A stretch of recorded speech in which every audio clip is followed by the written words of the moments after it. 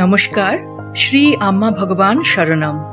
এখন আমরা শ্রী পরম করুণা পরমজ্যোতির চমৎকার শুনব। কানপুর থেকে আমি সুনিতা বেস্ত বলছি। ভগবত ধর্মের শরণে আসার আগে পর্যন্ত আমার জীবন সমস্যা সংকুল ও কঠিন ছিল।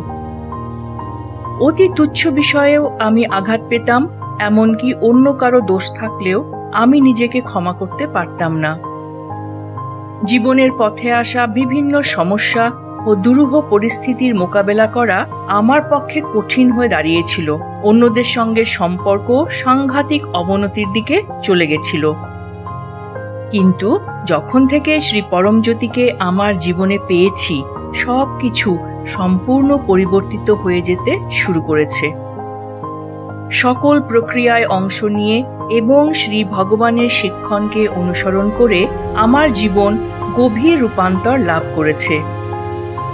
এখন আমার মধ্যে আর কোনো আঘাত নেই। অতি সহজেই অন্যদের ক্ষমা করে দিতে পারি, খুব স্পষ্টভাবে নিজের ভুল বুঝতে পারি এবং সেগুলো শুধরে নিই। আমি এখন আনন্দ স্থিতিতে রয়েছি। জীবনের প্রতিটি মুহূর্তে শ্রী পরমজ্যোতির উপস্থিতি আমি অনুভব করি। আমার সমস্ত দায়িত্ব ও কাজ তারাই সম্পন্ন করে দেন। ভবিষ্যৎ নিয়ে আর বিন্দু মাত্র উদ্বেগ অনুভব করি না। আমি এখন শুধুমাত্র বর্তমানে বাস করি। কোনো কিছু নিয়েই আজ আর কোনো ভীতিবোধ হয় না। শ্রী পরমজ্যোতির অপার আশীর্বাদে এই সব কিছু সম্ভব হয়েছে। প্রিয় পরমজ্যোতিকে অনন্ত ধন্যবাদ জানাই। দাসাজিকেও অসংখ্য ধন্যবাদ।